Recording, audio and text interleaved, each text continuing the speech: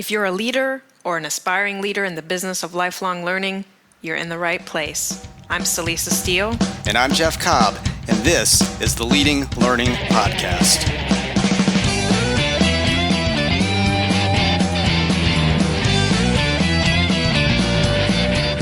Hey there, and welcome to episode 69 of the Leading Learning Podcast. This time around, we will be talking with Jonathan Finkelstein, the founder and CEO of Credly, a digital credential service provider. Before we get started, we have a couple of quick notes, and we'd also like to highlight a resource that we think listeners might find valuable. First of all, we want to be sure to thank Your Membership, our sponsor for the first quarter of 2017. Your Membership's learning management system is specifically designed for professional education with a highly flexible and intuitive system that customizes the learning experience. The LMS seamlessly integrates with key systems to manage all of your educational content formats in one central location while providing powerful tools to create and deliver assessments, evaluations, and learning communities. Support your learning strategy across all devices and platforms, deliver to a global audience, and empower your organization to be the key education voice for your industry with Your Membership. You can find out more about Your Membership at yourmembership.com.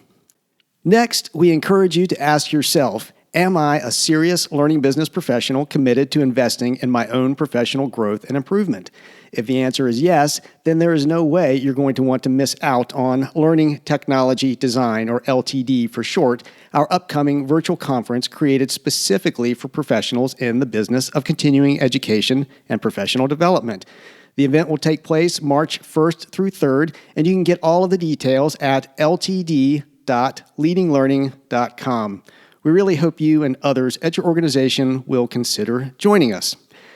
Now, last time around, we introduced a new feature to our introductory segment here on the podcast, and specifically, we started highlighting a resource we felt listeners would find valuable. So, Lisa, do you want to do the honors this time around? Yes. Given that our focus of the interview today, we thought we would highlight a white paper that we published. It's called Exploring the Fringe, Flipping Microcredentials and MOOCs. And we published this a little while back, and we referred to the trends in the title as fringe because our research showed that relatively few organizations had moved to really embrace them. In the white paper, we take a look at each of those trends in detail, and we discuss when each might make sense for an association to pursue and some factors to consider before jumping on the bandwagon. You can get Exploring the Fringe at tagoras.com/fringe, and we'll also make sure to include that link in the show notes for this episode. And that was a good white paper, a valuable white paper, and I think it's still true that organizations have not really jumped on the bandwagon with at least two of those trends, but one of them, microcredentialing, seems to be gaining momentum fast, and that, of course, is one of the reasons we're excited to be talking with Jonathan Finkelstein. That's right. It was great to have a chance to speak with him. We talk about what digital credentials are, and we talk about sort of the distinction between digital credentials and digital badges. So if you're interested in that, you would want to make sure to listen to this. Also, we get into things, Jonathan's been involved in digital credentials for a number of years now, very deeply steeped in learning. And so just getting to talk to him some about what he's seen change over the years. And then I also asked him to put on his future goggles and see what he thought would be coming down the pike towards us all. And it was a really good conversation. And I also want to make sure to mention here that Jonathan, along with Stephanie Owen from the National Wood Flooring Association, will be talking at Learning Technology Design, that 3-day virtual conference that Jeff just mentioned. They'll be doing a session specifically on digital badges in the context of an association. So Jonathan has a lot of hands-on experience. He's also just very thoughtful about learning in general and the role that badging can play in supporting the verification of learning. Well, I'm really interested to find out what future goggles sound like on a podcast. So let's get rolling with the interview.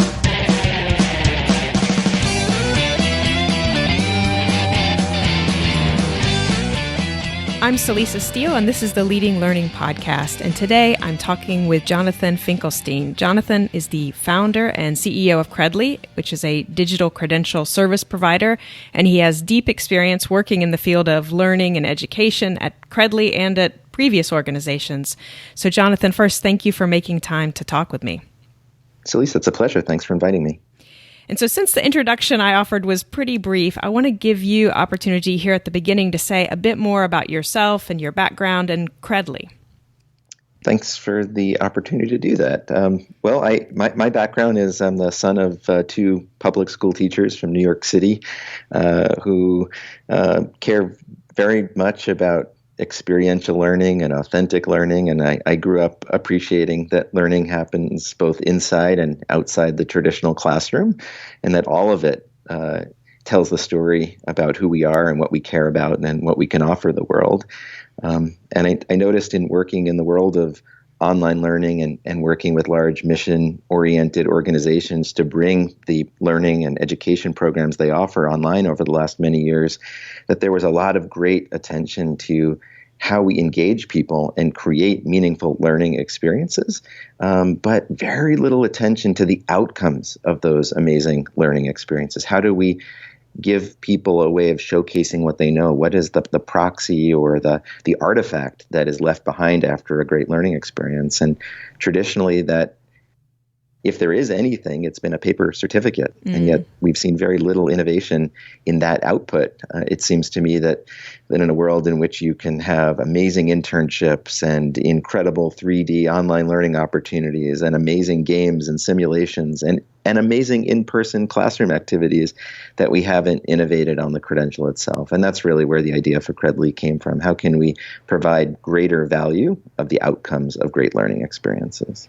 Well, I love that emphasis on the outcomes and that ability to really demonstrate what's been learned, because I know that's certainly something that we at Tagoras hold very near and dear, and I think many of our listeners, are always struggling with how do we show what impact the learning is having. Absolutely.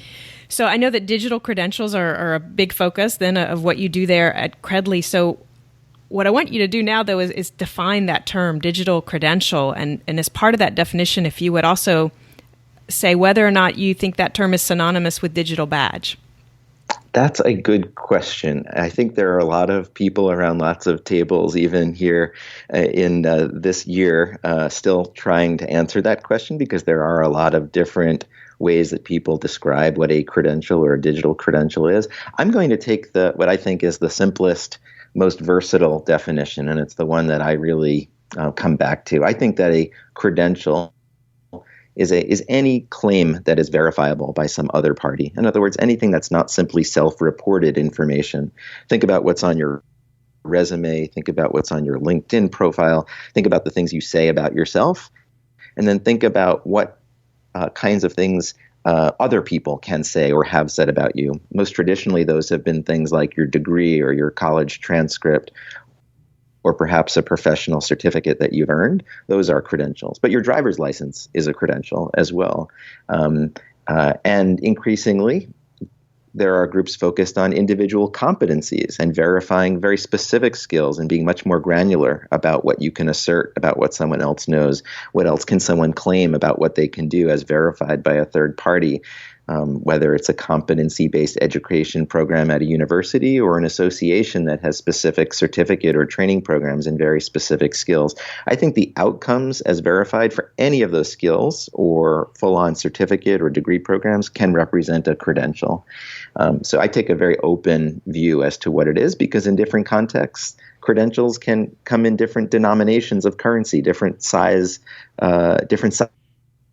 that may be more suited from one place to another. A badge, I believe, is a vehicle to transmit that information.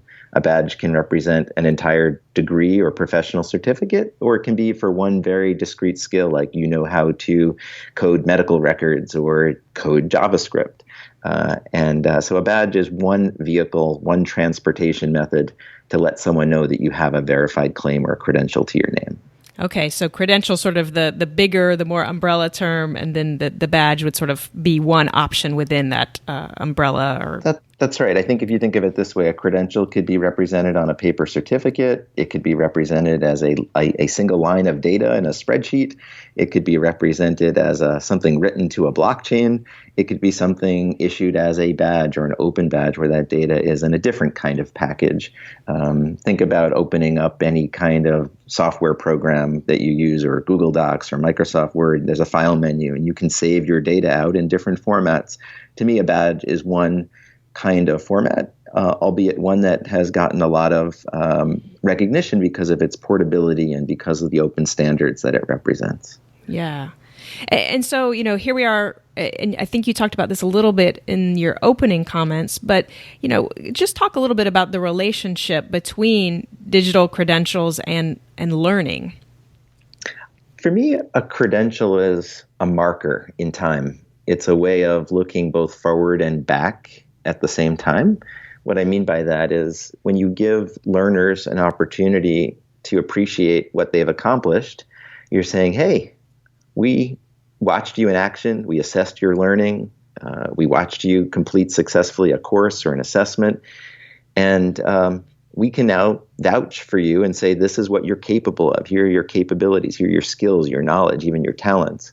And that is a way of helping an individual look back at what they've accomplished. But more so, a credential, or at least as important, is the ability for a credential to help that person look forward from that learning, from those skills, to say, now, how can I apply it? What can I do next? So I think this is one of the reasons that early on, a lot of people conflated credentials and badges with the notion of gamification or engagement, because I think that looking back part, that scaffolding of an experience, can sometimes feel like a set of rules that, or ladders that help you step through what can be sometimes a rather lengthy learning process. It breaks things down into appropriate, meaningful outcomes. So to me, though, in short, a credential is a proxy for learning and for demonstration of skills and knowledge. Okay, so yeah, it's that demonstrated proof of the learning, it sounds like. That's right. And so, I know at Credly you work with a variety of organizations, including associations. And so I would love to hear from you what you see smart organizations doing with digital credentials these days. That's a great question. I think that smart organizations are naturally coming to incorporating the idea of digital badges into credentials and to what they do, because they, just as they are a proxy for a lot of inputs and then in turn representing very discrete outputs, they are also representing a kind of convergence of a lot of important themes for associations that come together in a badge. It sometimes seems like a really simple way of bringing together a lot of important trends and needs. For example, a lot of associations are understanding that digital credentials are a way of fostering member engagement, a way of asserting and affirming the value that an organization plays to its members throughout the year by reporting and representing their outcomes. How are they representing the skills that people acquire or demonstrate over the course of a year, whether it's through conferences or through participating in professional committees or reviewing papers or writing papers or speaking and doing research, contributing to a community, contributing to one's own learning. These are all things that our associations are in a position to assess and to recognize.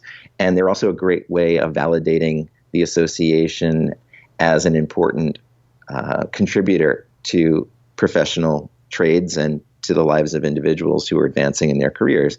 Associations bring the credibility of a third party who has a good understanding of what people should be able to do at different stages of their career. And by putting their imprimatur, their stamp of approval on the ways people demonstrate their involvement, they're providing a great service and value to their members. So I would say member engagement. Part of that is also projecting the value of the association's brand. What better way to showcase to the world what you as an organization value than through the people who demonstrate and represent those values out in the world? There's no better ambassador, no better influencer or advertisement for the kinds of programs that your association offers than people who are out in the world who've completed them. And so each digital badge is a walking advertisement for an association and a really valuable, delightful way of building relationships with members, because it's like walking around. There are many people who walk around with wallet cards that indicate what clubs and what societies that they belong to. And there's a sense of pride when a third party has validated your interests and your skills and your membership by giving you something that bears their official stamp. And so it's a way of building relationships. And I would also say that it also helps with recruitment, that organizations that and retention of members. That by applying digital badges to all of the different meaningful ways in which people can leave their mark in the field or in the association's community, they are creating a more common currency, a way of creating connections between what might otherwise seem like disparate programs or pathways, and instead giving people a more holistic view about how they can step through the different kinds of offerings an association has and see how they all relate and stack or build up to meaningful outcomes for individuals. So recruitment, engagement, the association's brand, these are all, I think, some of the benefits that people and organizations are seeing as they bring badges into their programming. Right. Those all sound like, exactly the types of things that associations want: more engagement, better brand recognition and brand value, and to recruit and retain. So that's great. You've been working in digital credentials for a number of years now. So can you talk a little bit about what changes you've noted? Yeah, I think I think that there have been a few notable ones. One is I've noticed that organizations tend to bring to the launch of a digital badge or credential program more stakeholders, that they recognize that this is a story about improving marketing as much as it is about improving educational programs and outcomes, as much as it is about partnerships between industry and associations that they serve. That what seems like or what can start in any one of those departments or others ultimately does bridge the conversation between multiple stakeholders trying to serve the ecosystem as a whole. So I definitely see that as a trend. For example, when EDUCAUSE, an association that serves IT professionals in the world of education, first started, they were actually very pioneering and early to bring many stakeholders to the table. And we've since seen, from the time they launched until the present, an overlay of digital credentials into all different parts of the year-round programming that EDUCAUSE does. What started as badges for meaningful achievements at their annual conference has now encompassed the courses people complete online, their thought leadership in being publishers or presenters or writers or volunteers in a meaningful way. And it has created a scaffolding that covers the whole organization. Another thing that we've seen is a recognition that an investment in a digital credential program pays dividends in a number of different ways. And so there's an increasing understanding of the ROI of return on investment of a digital badge program. For some, it's, hey, we used to issue paper certificates like the American Institute for Certified Public Accountants, the AICPA, and now we're replacing all of the paper certificates that the AICPA issues with a digital version, which not only saves the time and the expense of fulfilling and printing and mailing paper, but also provides a lot more value to the member of the association, because now this is not something that goes in a drawer or hangs only in their office, but it's something that they can showcase and that is now searchable online. It can be found on LinkedIn. For CPAs that maintain a Facebook presence, they can share these with their communities and the groups that they serve. For individuals who work in more corporate settings and large accounting firms, it's a way of letting their peers know that they are the expert within the organization and are maintaining their expertise or building their expertise in very specific accounting areas. So there's that recognition that there's added value and money saved. And then thirdly, I would say that there is a happy medium between what used to be a sort of bifurcation, that digital badges were about games and digital credentials were about certifications and resume-worthy achievements. And I think one thing I've been finding is that the sweet spot is a digital credential that has inherent value, that leads to new opportunities, that is respected in the industry or the marketplace, is intrinsically motivating. It doesn't need to be gamified if it has real value. And I think we're seeing people put a lot of emphasis on what are the badges that they themselves would be proud to receive. And that's what organizations are focused on issuing to their members. What are the most meaningful outcomes that an association can recognize? Well, that's great. So the attention to all the stakeholders that could be involved, that thinking about this not just as an expense, but as an investment that can pay in dividends. And then that idea of thinking about, okay, what would really matter as a digital credential and trying to think that through. That's right. So when you look out to the future, what's on the horizon for digital credentials? What new developments do you think we're going to see in the coming, 2 or 3 or 5 years? You can set whatever time horizon you'd like. Yeah, well, I think one is the use of digital badges and credentials to catalyze the association portion of our economy and of our ecosystem to be in a much stronger position to play a role in lifelong learning. I think that as digital credentials are helping people see outcomes in ways that are not just degree-centric, we will see associations be able to assert themselves in stronger ways as part of a way of filling needs within the labor market. For example, if you look at groups like Brandman University or others that are pioneers in the world of competency-based education, they are taking what used to be the sort of $10,000 bill, the denomination of currency called the degree, and saying, yes, we still believe in the degree, but we also believe that each of the skills that you earn on your way to it have value. And among the digital credentials they issue in real time to people enrolled in their programs are things like communication skills and problem solving and the ability to apply creativity in solving global problems.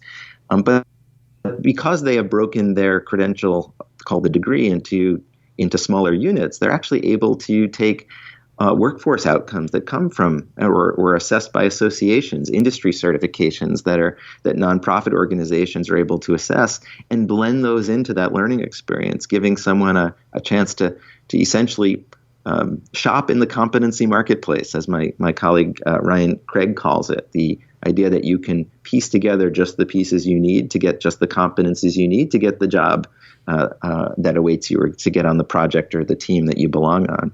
And associations, I think, because they serve professionals at all stages of their careers and are particularly sensitive to the needs of an industry in order to maintain their relevance and attract new members, that they will be filling in the gaps in the labor market. And I think digital credentials really help grease the wheels of that progress. And I think we're already seeing associations start to form unique partnerships and to fill that gap. That's great. Yeah, no, and I totally agree that I think there's a real place for associations to play, and I think you're making a strong point for the role that digital credentials can help in associations really playing that role in lifelong learning and filling those gaps.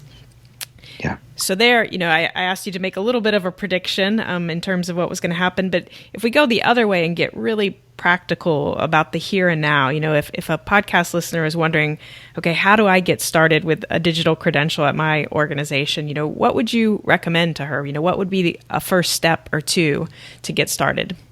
I would say one way to get started is to look at your organization through two lenses. One, do we currently offer a credential or some recognition of achievement that should be digitized? Do we print paper certificates? Do we offer awards? Do we give people pins or special badges on their conference badges every year? How many of those current outcomes should have a digital equivalent that makes it easy for you as the association to allow your members or earners to showcase these in a digital world, to easily get them onto their LinkedIn profile, to share them on their resumes, to let their supervisors and their peers at their organizations know what the skills they have without relying on them passing around a photograph of maybe something on paper. So what are the easy analog or easy transformation from analog to digital that can be made? That's a great place to start. And most organizations have outcomes already ready to sort of anchor a new digital badge or credential ecosystem. And then begin to issue in digital format, use open standards. My organization, Credly, is very active in adopting open standards. We issue what are called open badges. We also are very big proponents of work happening that Lumina is supporting around a credential registry, and there's a range of other efforts because technology will change, and it's important not to wind up with a Betamax tape or a VHS tape of your credentials. And that's our job at Credly, is to make sure that people issuing credentials will always be using the latest and greatest technology when it comes to issuing them. And so we work with a lot of organizations to help them make that first step. So that was the one approach. Look for what you already have and digitize it.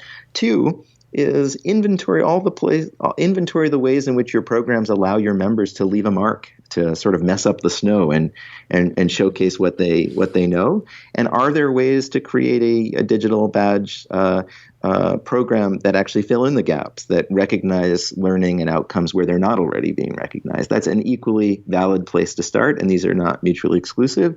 And to do that, you can start with an individual conference or program.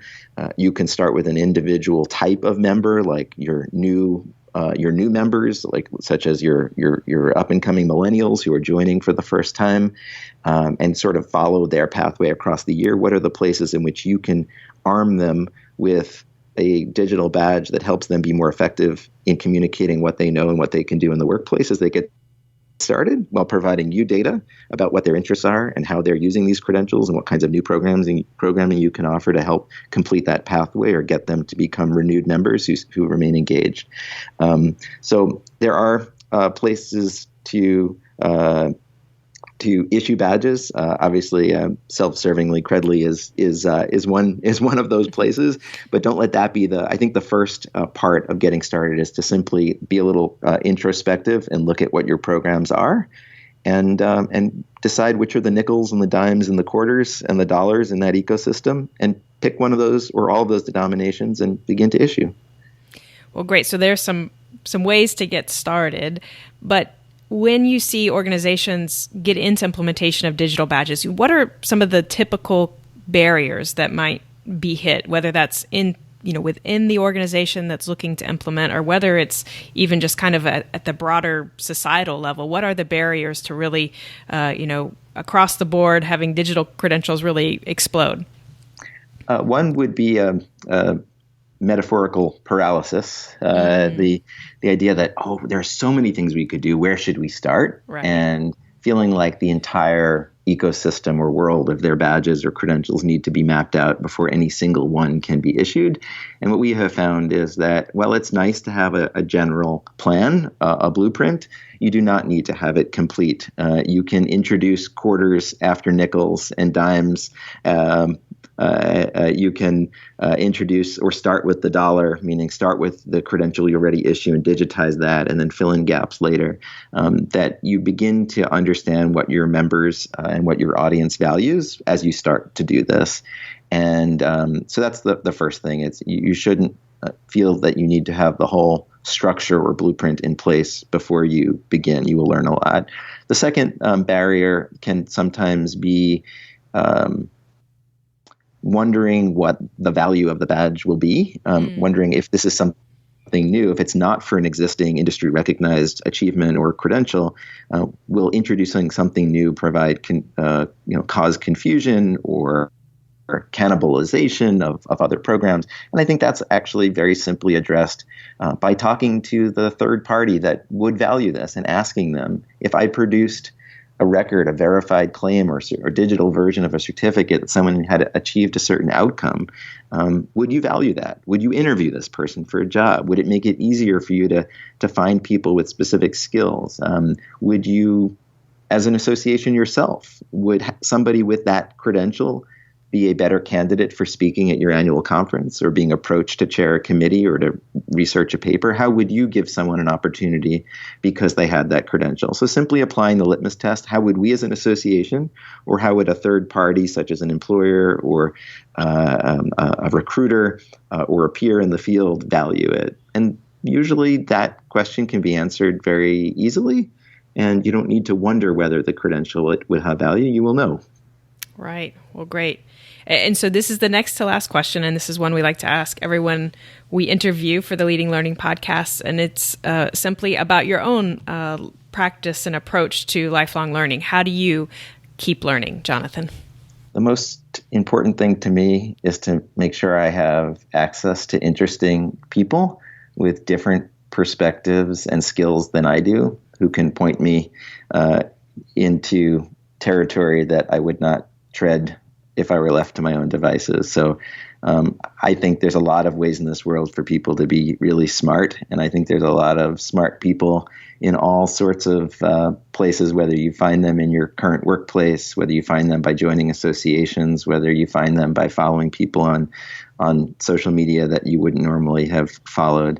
That's where I get my cues as to where I should be going that I'm not currently exploring. All right. So a diversity of opinions and ideas is important to your learning, it sounds like. And people who challenge me and get me out of my comfort zone. And so last question, if listeners want to know more, connect with you, where should they go? They can find me personally on Twitter at J.E. Finkelstein. That's Finkelstein. They can find Credly at Credly on Twitter, and they can visit our website at credly.com, Credly. Well, great. Thank you so much, Jonathan, for making time to talk with me. Thanks for the opportunity. I enjoyed it. So that's a wrap on our interview with Jonathan Finkelstein.